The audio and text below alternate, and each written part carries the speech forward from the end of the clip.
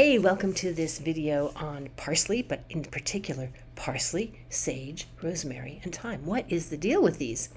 So parsley, of course, is a famous culinary and medicinal herb, as are all of these four herbs.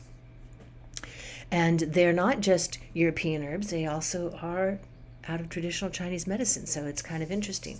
Specifically, we're talking about Petroselinum crispum, that's your curly French parsley. There's lots of varieties in that group. You also have your Petroselinum neapolitanum. That's your, of course, Italian variety of parsley, your flat parsley. And there's also the Petroselinum sativum, and that is often what's used also in China. They use these others as well. Parsley is now everywhere and has been for a long time. Parsley is really high in a lot of antioxidants, as are all these herbs. And it's especially high in vitamin K, by the way, 150% of your daily requirement. So really important, and also used to cleanse and detox the liver and the kidneys as well. The leaves, and especially the roots, don't often think about parsley roots, are considered highly nourishing to blood. Interestingly, so is sage roots. Red sage is the Chinese variety often used, and it's also very blood strengthening. So in ancient Rome, so let's get into the combination here. In ancient Rome, parsley was a symbol of death and rebirth. You can't get more potent than that. Death and rebirth.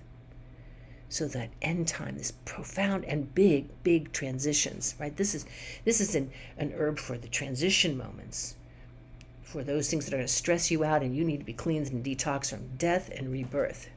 Helps bring closure, helps renew.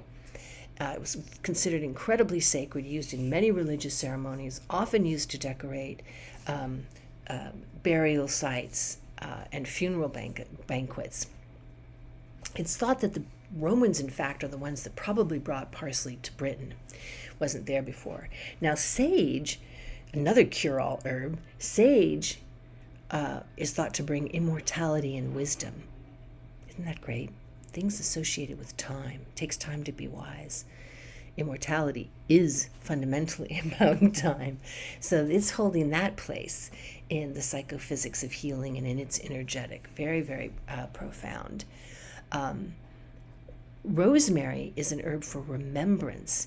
It's used at both weddings and funerals. So again, there's these powerful moments of transition.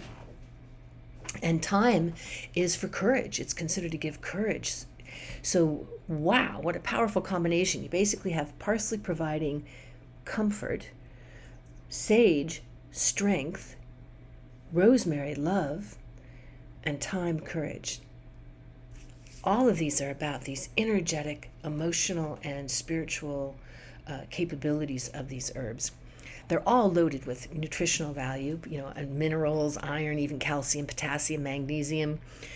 Tremendously delicious when cooked with like a roast chicken or even on roast vegetables if you're a vegetarian, even if you're not. If you have not tried that foursome together, I highly recommend that you do. Get some fresh if you can, and experiment with it. Great on potatoes too. In early Europe, it was considered, European folklore, it was considered that it was best grown by pregnant women and witches. Isn't that a lovely combination? Pregnant women and witches. And it was said that only witches could germinate parsley. So you would be good. You had to be a good gardener to do some parsley germinating. The crops were considered best planted on Good Friday. So you can say we're entering into the Christian Catholic realm of the timeline here. In the Middle Ages, it was considered incredibly bad luck to destroy a parsley plant because it would upset the spirits of the land. And it was considered very good luck to give in a bouquet of flowers because it was thought, to bring good luck and health, which of course we know parsley does. In the very early Christian traditions, parsley was associated with St. Peter's. And for those of you who are not up on your saints, St. Peter is the one that we named St. Peter's in Rome after. Jesus called him the rock upon which he was going to build his church. So this is the foundation. And so St. Peter's is the foundation. And he's honored in every town that's named after him or street. He is the one who denied Jesus that he knew him 3 times. Very big deal. No, I don't know him. When afterward the Romans were gathering up all of his followers and, did you know him? Did you know him? No, I didn't know him. And it was a very big deal. So this is part of his legacy.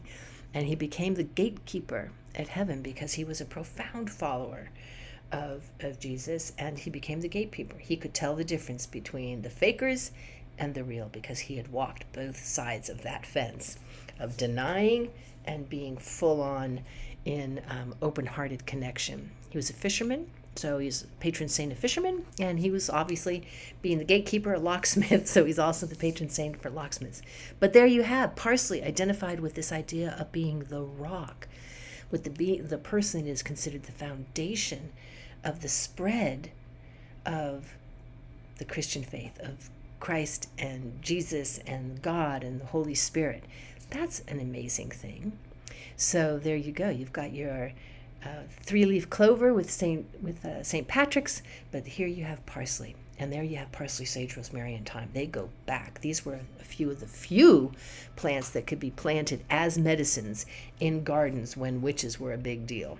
So try them in your kitchen and certainly consider them as a medicine, and don't hesitate to think about putting them together to support your courage, your remembrance, your love, your strength, your comfort, your ability to adapt and make transitions at profound moments in your life. Visit our website, find out more about all of these herbs.